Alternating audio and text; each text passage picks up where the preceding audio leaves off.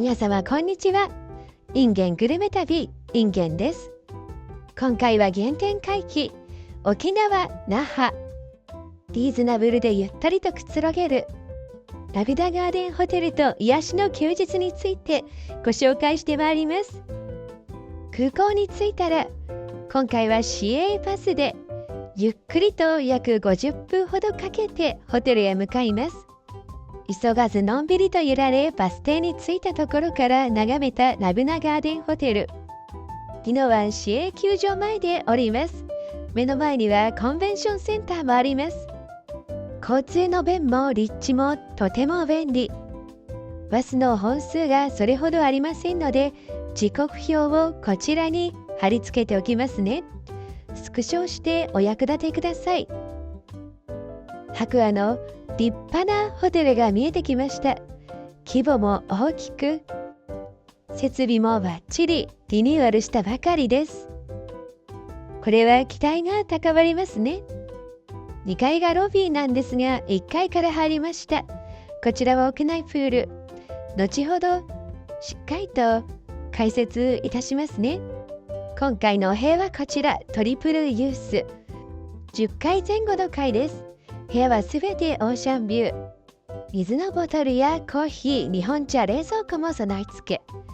バスルームも広々としていますが、大浴場もあります。アメニティも揃っています。パジャマ、スリッパ、屋内履きのサンダルも揃っていて、とても便利。特筆すべきはルームの広さ。映像で見るよりゆったりとしています。そしてベランダにも出られるんです。バルコニー付き。眺めはこの通り、右に見えるのが球場。この先がトロピカルビーチ。そしてコンベンションセンター。左が宜野湾市です。バルコニーには洗濯バサミもありますよ。サンダルに履き替えて荷物の整理。お水をこの中に入れます。シンプルで広々としていて、必要なものはすべて揃っているといった印象です。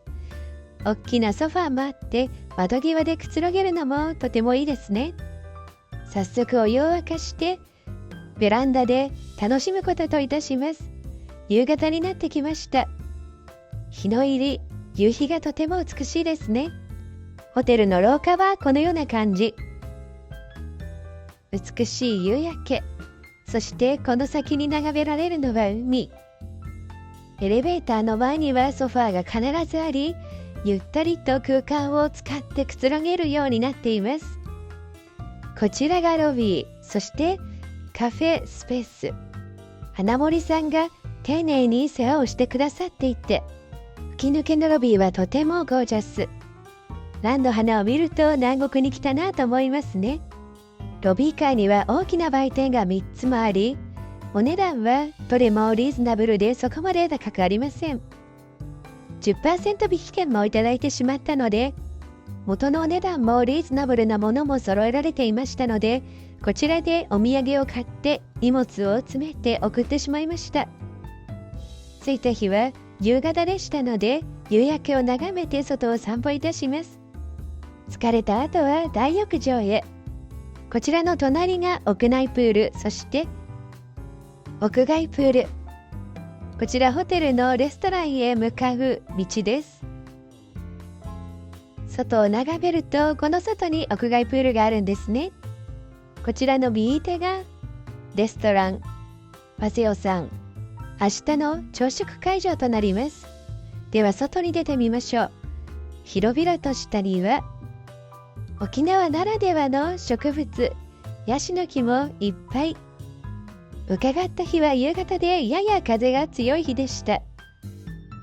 晴れていても晴れていなくても十分美しい光景です。お散歩をしていると風も心地よく、とにかく広いのでホテルの中でも十分散策するだけで楽しめます。ホテルの中を突っ切るとビーチの方に向かうことができます。ただトロピカルビーチへは徒歩10分弱でしょうか。ビーチまでは距離があるといった印象。私ホテルがゆったりとした作りなので、庭園を散策して花々を眺めるだけでも十分楽しめます。ビーチについては後ほどご紹介しますね。昔からのホテルなので、やはり立地が素晴らしく、スペースもゆったりと取られています。屋外プール、こちらも大きいんですよね。ホテル内の施設で遊ぶだけでも十分といったところです。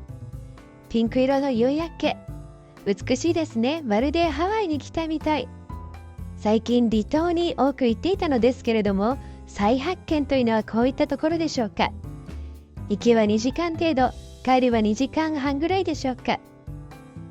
飛行機の時間もそれほど長いわけでもなく、体に負担なく旅行に来られて、しかもこの日は10月下旬、約11月でしたのに30度。空港からもレンタカーではなく公共交通機関であっという間。ご年配の方も多く、体調的に無理なく来られる場所として魅力再発見というところです。こちらホテルの脇道を通ってトロピカルビーチへ行く道のりです。ハイビスカスが美しいですね。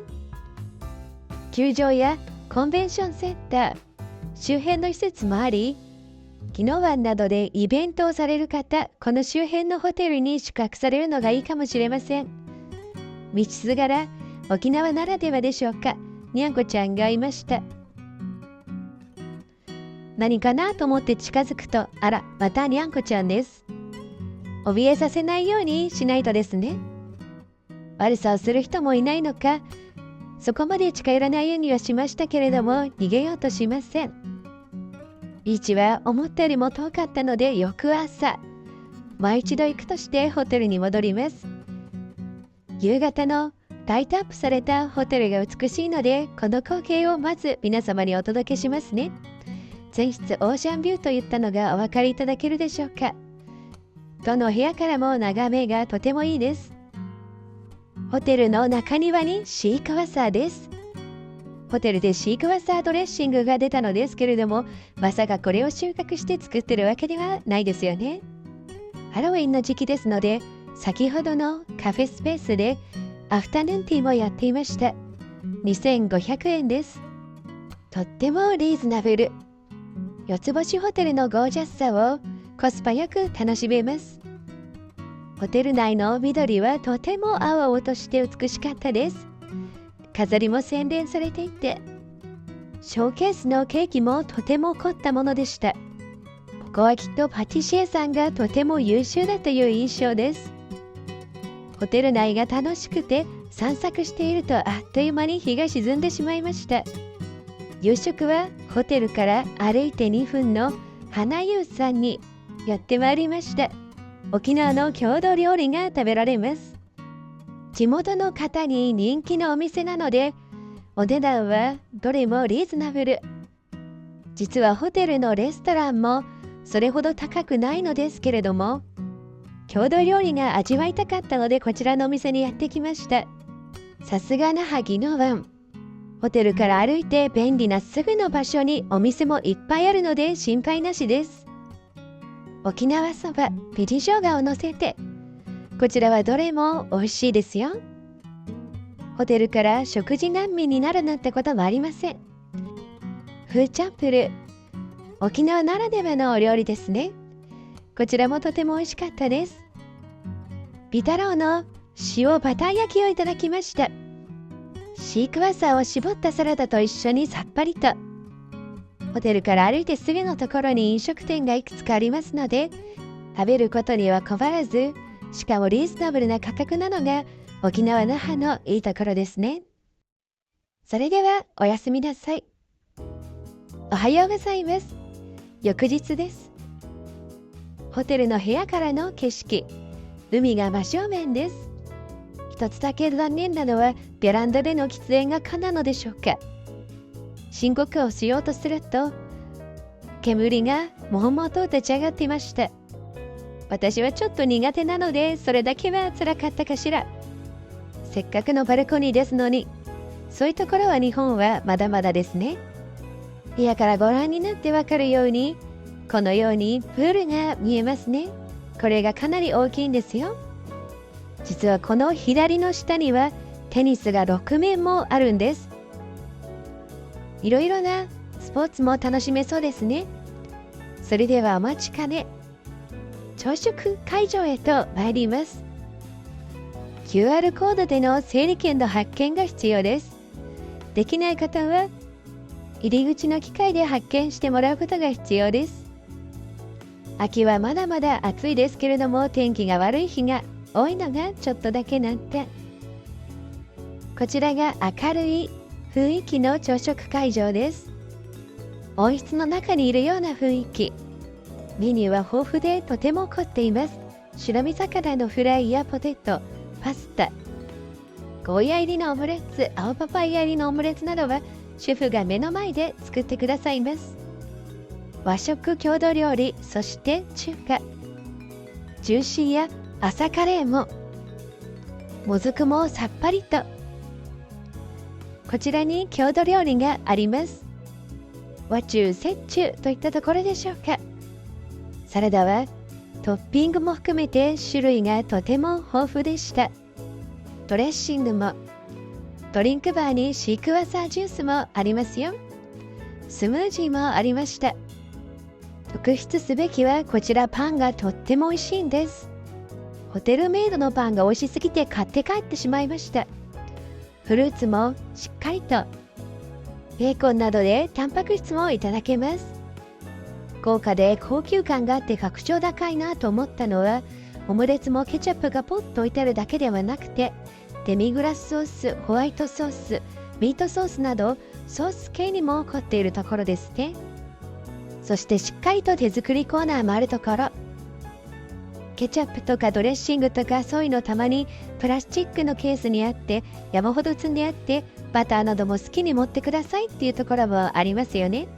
バルサミコビネガーやオリーブオイルなどもケースに入ってしっかりと揃えられているところが豪華だなと思いました。私が取ってきたのはこんな感じ。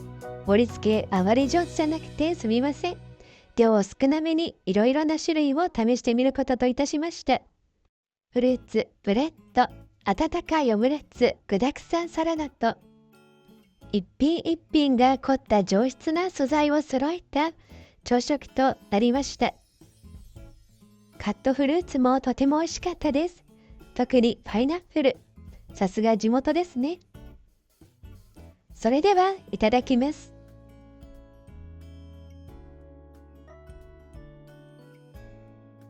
続いて和中のおかわりをしてきました。チャンプルー系がいただけるのも嬉しいところですね。量は少量ずつですので、2倍がしない点はどうぞご容赦ください。中華粥はピータンやクコの実など高級な食材もしっかりと置かれていました。朝はなぜかカレーが食べたくなります。こちら、中華粥、具材をすべて入れたところです。絶対に召し上がっていただきたいのが具沢山の沖縄味噌汁です。そしてミネストローネスープなどスープ系はどれも具沢山。朝からしっかりと野菜が取れます。買って帰るほど美味しかったクロワッサンをもう一度、豆乳パンにチーズパン、バターロールにメロンパン、紅芋のパンも、フォカッチャもバゲットもライ麦パンもとても美味しかったです。ポテトデニッシュ、かぼちゃデニッシュなどシーズンのデニッシュも、紅芋のデニッシュ、チョコデニッシュももちろんありましたよ。紅芋ミルクジャムは美味しかったので買って帰りました。こちらで540円で売られていました。ホテルメイドのバター入りのクッキーも500円程度で、左入りのバフィー入りパンセットは5個でなんと335円。チョコバゲットは540円。こちらのクッキー、500円程度で軽くてお土産にちょうどよかったです。ナッツチョコもリーズナブルでお土産に大活躍。こちらが一つずつのケーキ。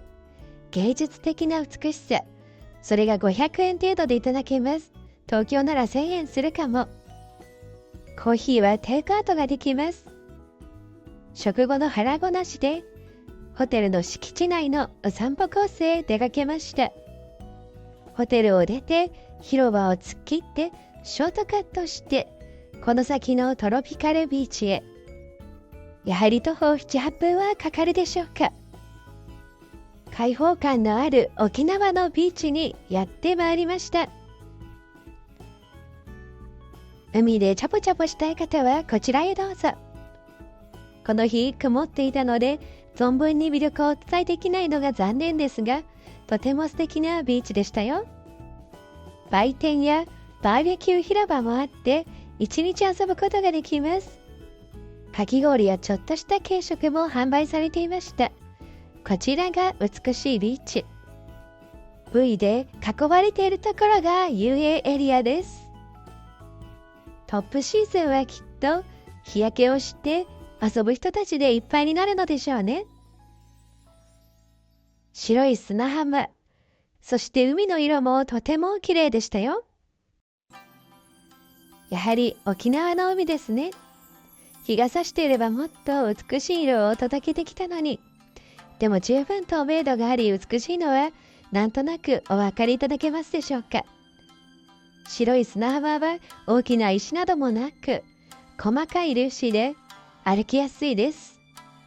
その分シーグラスなどは落ちてはいませんでしたけれども、ちょっと探してみましたが粒子がきめ細かいんです。裸足で十分歩いて楽しんでしまいました。10月下旬でもまだまだ海に入れましたよ。最近は台風の季節も含めて1ヶ月ぐらいずれているとも聞きますね。アダンの実も丸々となっていました。これが落ちるとこのようになるんですね。初めての発見です。鮮やかな色をしていますね。ビーチで遊んだ後はお部屋でティータイム。実は朝食のビュッフェ券はランチでも使えるんです。ランチは内容もハンバーガーやピザなどとてもゴージャス。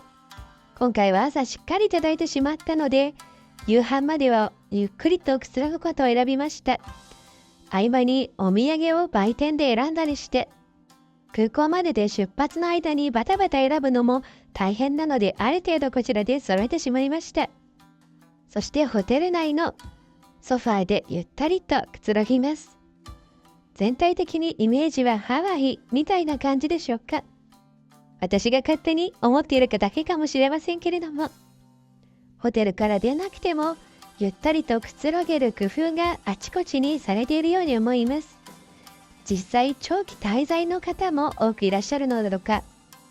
夕方ジャグジー付きの屋内プールで楽しみました。大きな屋内プールがあるのってポイント高いですよね。天気が悪くても十分楽しめるのですから。そしてここは動線が便利なところが素晴らしいところです。プール大浴場、部屋へのエレベーターが隣接。とても便利です。プールで遊んでお腹が空いたので、今夜は海地下食堂さんへ。しかしなんと人手不足で夕飯時はしばらく閉店。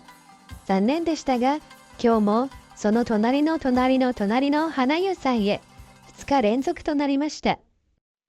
ただどれも美味しかったので、前日とはメニューを変えて、秋も来ず、ソーキそばやヘチマの味噌煮、グルクンの唐揚げ、そしてイカスミなど、いろんなものを楽しみました。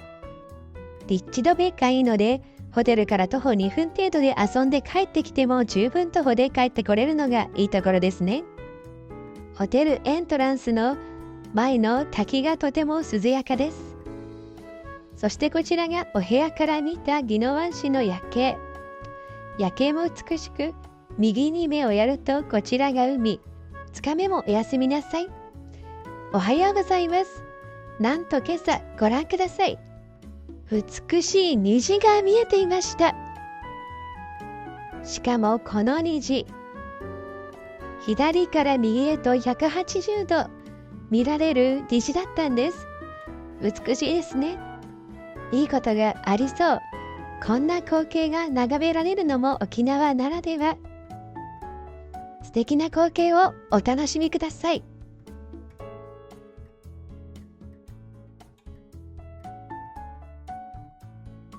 では今朝も朝食会場へ。昼食会場も同じ場所にあります。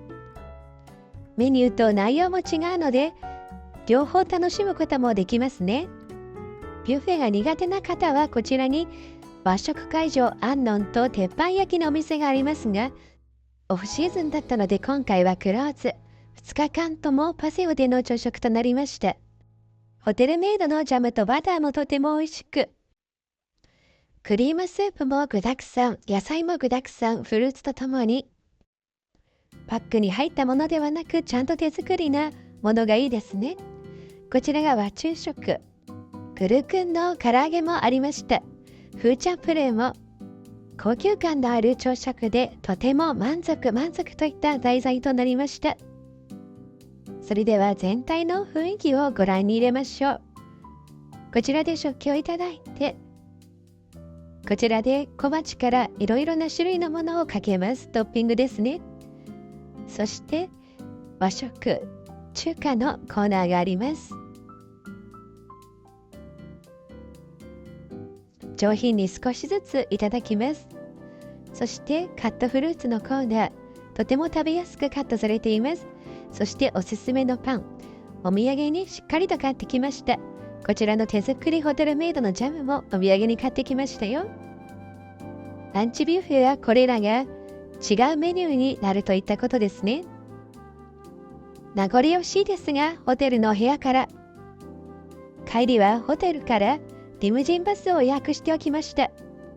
宜野湾周辺の4つ5つほどのホテルを回って那覇空港へと直行できるバスです。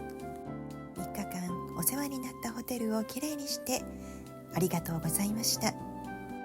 滞在型のホテルなので、次は1週間ぐらい滞在できたらなと思います。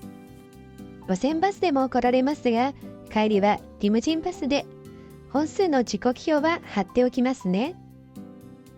今回はレンタカーは借りなかったので、観光というよりもゆったりと滞在、そして料金もお安くくつろげる旅を過ごすことといたしました。体力がない高齢の方やお子様連れの人気だということがわかる旅でしたね。しかも全体的に安いです。インバウンド価格も大変ですけれども、探せば素敵なホテルやリーズナブルな滞在ができる。改めて再発見の旅でした。空港ではジミーのマフィンと各種パイを買って帰るのが定番です。どれも美味しいですよね。